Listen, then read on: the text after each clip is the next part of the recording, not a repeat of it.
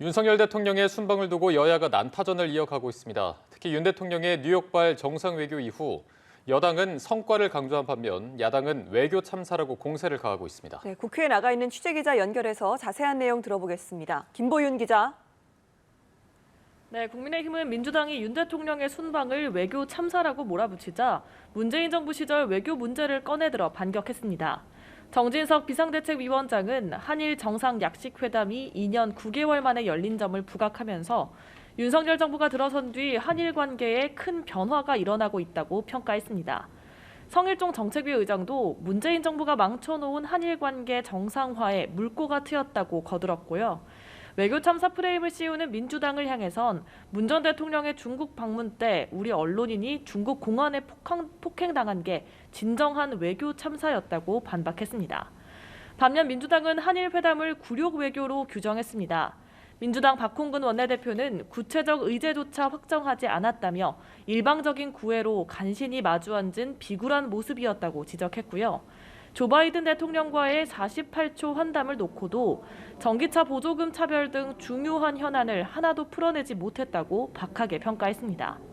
특히 윤 대통령이 바이든 대통령을 만난 뒤 행사장을 걸어 나오면서 수행들에게 한 발언을 놓고선 대형 외교 사고라고 질타했습니다.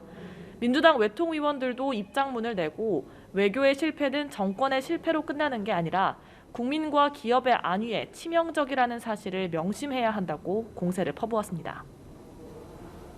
네, 그리고 오후부터는 9월 정기국회 마지막 대정부 질문이 진행되고 있습니다. 어떤 내용들이 나오고 있습니까? 네, 그렇습니다. 국회는 오후 2시부터 본회의를 열고 교육과 사회, 문화 분야 대정부 질문을 진행하고 있는데요.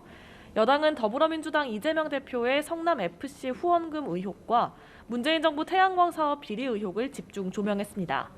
한동훈 법무부 장관은 이 대표 사건을 철저히 수사해달라는 주문에 당연한 말씀이라고 답했고 태양광 비리 의혹과 관련해서도 필요하면 환수 조치도 취하겠다고 밝혔습니다. 민주당은 대정부 질문에서도 윤 대통령의 순방을 두고 공세를 이어갔습니다. 민주당 첫 질의자로 나선 이병훈 의원은 대통령이 나라 안팎으로 하도 사고를 치니까 어떤 사고를 칠지 국민이 걱정하는 현실이 기가 막히다고 질타했습니다. 반면 한덕수 총리는 한미 환담과 한일 회담 시간이 너무 짧았다는 지적에 대해선 대통령이 하시고 싶은 말씀은 충분히 하셨다고 생각한다고 말했습니다. 지금까지 국회에서 전해드렸습니다.